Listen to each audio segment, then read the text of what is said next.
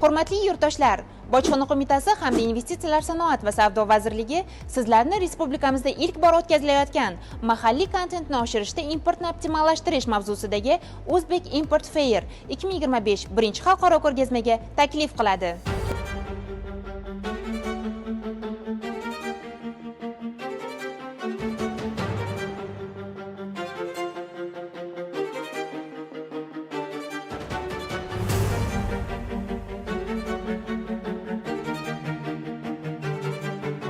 Do'stlar, mana biz forumdamiz. Mana sizlar uchun maxsus bojxona qo'mitasining matbuot kotibi raisi o'zlari mana ma'lumot beradilar. Husayn Tag'ariyev. Biz hozir qanaqa forumda turibmiz? Bitta maqsadini bitta aytib bering. Demak, bugun Toshkent shahrida ilk marotaba mavzusi jihatdan, tematikasi jihatdan qaralganda ilk marotaba ko'rgazma tashkil qilinyapti. Bu O'zbekistonga shu paytga qadar import qilinayotgan, vaholanki o'zimizda bemalol ishlab chiqarish mumkin bo'lgan 3000 turdagi tovarlar bugun sanoatning 24 ta yo'nalishi bo'yicha ko'rgazmada namoyishga qo'yildi. Maqsad importni cheklash yoki importni qisqartirish emas, maqsad o'z mahsulotlarini O'zbekistonga eng ko'p import qilayotgan xorijiy brend kompaniyalar bilan mahalliy tadbirkorlarni o'zaro muloqotini tashkil qilish orqali ayni shu tovarlarni O'zbekistonning o'zida ishlab chiqarish. Bitta misol aytaman. Mana siz ko'pincha avtomobillar mavzusida yoritasiz. Elektromobillarda akkumulyator batareykalari masalan O'zbekistonga eng ko'p import qilinayotgan tovarlar sirasiga kiradi. Vaholanki bizda o'sha akkumulyatorlarda qo'llaniladigan litiy moddasini eng katta konlari aniqlangan. Konlari bor. Demak, bemalol bu mahsulot biz o'zimizda ishlab chiqarib, faqat ichki bozor ta'minlashimiz mumkin, balki eksport ham qilishimiz mumkin. Bunaqa tovarlar juda ko'p. Masalan, o'zbek xalqi bilasiz, bolajon xalq, bolalar bo'tqasi, bolalar kashasi deymiz. Eng ko'p import qilinayotgan tovarlar sirasiga kiradi. Shu maqsadda bugun ko'rgazma tashkil qilinyaptiki, mahalliy tadbirkorlar keladi, 3-4 so'm mablag'i bor. Lekin biznesda qayerga pul tikay desa, ikkilanib qoladi. Biz ularga bugun tayyor biznes planlarini taklif qilyapmiz. Mana e'tibor qarating, qurilish mahsulotlari. Keling ko'rishingiz mumkin. Uchta tilda. Qarang, qurilish mahsulotlarini importiga ahamiyat bering-da. Oddiy keramika va chinning mutajlarni o'tgan yil salkam 11 million dollarlik eksport bo'lgan. Bu yil mana 6.3 million dollar. Vaholanki qoplanganmi bu endi? Yo'q, bu import hajmlarimiz. Demak, O'zbekistonda real ichki bozorda o'sha ehtiyojimiz qancha-yu, qanchasini shuni biz chetdan qoplayapmiz. Maqsad mana ishlab chiqaruvchilar haqida ma'lumotlar hammasi berilyapti. Mana oxirgi 2 yilda 28.3 million dollarlik mana shu davlatlardan Xitoy, Rossiya, Turkiya, Eron, Daniya, Hindiston shulardan biz mana hattoki yoni qo'shni Turkmanistondan import qilganmiz.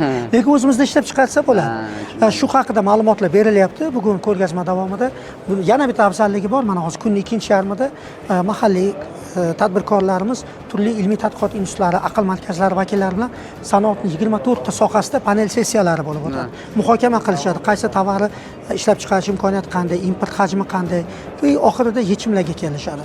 Yana bir sir aytaman, maqsad importni qisqartirish emas, bu mahalliy kontentimizni oshirish hisobiga importni optimallashtirish. Aslida endi bojxonani yaxshi bilasiz. Import qisqarsa bojxona to'lovi kamayadi. Bojxonaga bundan nima foyda degan savol tug'iladi. Bu yerda faqat tagini zamirida bitta narsa turibdi, o'sha davlatimiz rahbari tomonidan olib borilayotgan siyosat yuribdi. Demak, shu maqsadda aytmoqchimanki, maqsad mahalliy ishlab chiqaruvchilarimizni qo'llab-quvvatlash. Mahalliy ishlab chiqarish kengaysa, ishchi o'rinlari ko'payadi. Aytaylik, o'sha bojxona to'lovlaridan kelish mumkin bo'lgan daromad soliq tushumlari orqali ham tushishi mumkin. Shuning uchun bundan cho'chimaymiz. Ya'ni masalan, tadbirkor import qiladi. Lekin ishlab chiqarmoqchi qanaqa qilishni bilmaydi. Kelib taklif bersa, sizlar bemalol shunga ham qanaqa yo'l-yo'lini ko'rsatib, yo'l-yo'l ko'rsatiladi. Aytaylik, bilasizmi? Hamkorlar topishda ham yordam berasizlar. Hamkorlar topishda yordam beriladi. Masalan, ko'pisi qo'rqadi. Xorijdan texnologik asbob-uskuna olib kelish protseduralari ko'p bosqichli. Qo'rqadi deganinizga tadbirkorlar nimagadir bojxonadan qo'rqadi. Men shuni tushunmayman. Yo'q, bojxonadan qo'rqmaslik kerak, qaytmaslik kerak. Protsedura yo'q, tartibotlardan cho'chiydi. Endi o'zbeklarda maqol bor, ko'z qo'rqoq, qo'l botir. Lekin kelishsa, mana hozir narigi pavilyonimizda mini texnologiyalar namoyishga qo'yilgan. Eng qizig'i bilasizmi? Barchasi bojxona to'lovlaridan ozod qilingan. Ya'ni siz tilda aytadiganingiz rastamosh, bez rastamoshka. Bojxona qoshida tadbirkorlar bo'limi ham tadbirkorlikni qo'llab-quvvatlash boshqarmasi bor. Boshqarmasiga murojaat qilsalar, bemalol nima taklif bo'lsa, bemalol yoki e'tirozlar bo'lsa ham masalan bemalol murojaat qilsalar bo'ladi. Mana bojxona organlari tashkil etilganiga hademay 35 yil bo'ladi, lekin bizda shu paytgacha tadbirkorlikni qo'llab-quvvatlaydigan alohida boshqarma bo'lmagan. O'shada Mana 2 yil bo'ldi, shu 2 yil bo'ldi shunaqa boshqarma tashkil qildik. Nimaiki tadbirkorlar masalasi bo'lsa 1108 qisqa raqamli telefon orqali ushbu boshqarmaga bog'lanishsa yordam berishadi. Hozir shu joy kelganda aytib ketishim kerak, masalan, tadbirkorlar bilan bojxonalarni borib turadigan xizmat turib biznikida Xuddi shunday. Deklarantlar, lekin Xuddi shunday. ba'zi deklarantlar atayin bojxonani qo'rqinchli qilib ko'rsatadi-da, narigi tarafga. Xuddi shunday masalan. Shuni noto'g'ri narsa, ya'ni bojxona qo'rqinchli emas. O'zlariz ham murojaat bo'lsa bemalol murojaat qilsalar bo'ladi. Faqat vaqtni qizg'onganlar uchun bizga ham murojaat qiladi, biz tezroq qilamiz. Xuddi shunday. Lekin o'zlariz ham bemalol gaplashsalar bo'ladi. Bular O'zi to'g'ri aytdingiz, deklarantlar bu bojxona va tadbirkor o'rtasidagi eng muhim ko'prik, lekin u halol bo'lishi kerak, insofiy nuqtai nazardan bo'lishi kerak. Ba'zilarni bo'rttirib qo'rqitadi-da, keyin tadbirkor qo'rqib qoladi. Xuddi shunday qilish kerak emas. Hattoki 1-2 yil avval ko'rdik o'sha korrupsion holatlar, go'yoki bojxonachilarning nomidan 3-4 so'm ta'magirlik qilgan holatlarga ham guvoh bo'lganmiz. Bemalol masalan eksportda mana 3 qadamda degan tizim tashkil qildik, xabaringiz bor. Deklaratsiyalovchi deklarantga hojat yo'q. Shartnoma ma'lumotlarini kiritsa avtomatik bojxona eksport bojxona deklaratsiyasini tizimni o'zi shakllantirib beryapti. Shuni hisobiga tez bo'ladi. Shuni hisobiga bizadagi tahlillarga ko'ra tadbirkorlarimiz birgina eksport 3 qadamda tizimini ishga tushganini hisobiga tadbirkorlar yiliga adashmasam 80 milliard atrofida deklaratsiya brokerlikka sarflaydigan xarajatlar yoniga qoladi. Bizning raqamimiz kesitiladi pullarga. Lekin bitta narsa. Biz qancha tez rivojlansak, albatta, ya'ni import eksport oshib boraveradi. Bu degan hammamizga foyda. Albatta. Juda ham tizim yo'lga qo'ygan. Bitta qiziq raqam aytaman sizga. Hozirgina generalimiz ham shuni ta'kidlab o'tdi. 2021-yilda davlat byudjetiga taxminan bojxona 27 trillion so'm pul tushirgan. 27 trillion so'm.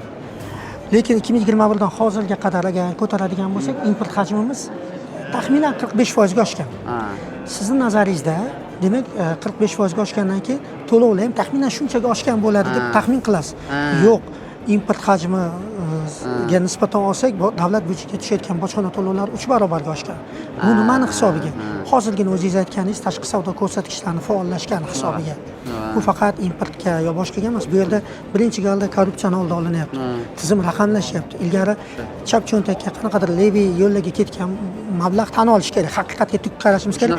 Endi davlat byudjetiga tushyapti. Ham hozir yaxshi taraf mana bojxona adashmasdan o'tgan yil eng tizimlashtirish bo'yicha birinchi o'rinni olgan edi. Xuddi shunday, raqamlashtirish bo'yicha masalan deklarantlarni ham ishini juda ham yengillashtirdi. Bu degani masalan men avval bitta o'zim 2 ta klientga kuniga xizmat qilsam, hozir bitta o'zim 10 tasiga xizmat qilaman. Mana yangi. Nimaga desangiz, joyimda o'tirib tashlayman buni. Elektronik. Shuning uchun bizga ham shu qilgan o'zgarishlar yordam bergan. Rahmat. Biz ham sizlarga qarab yuramiz.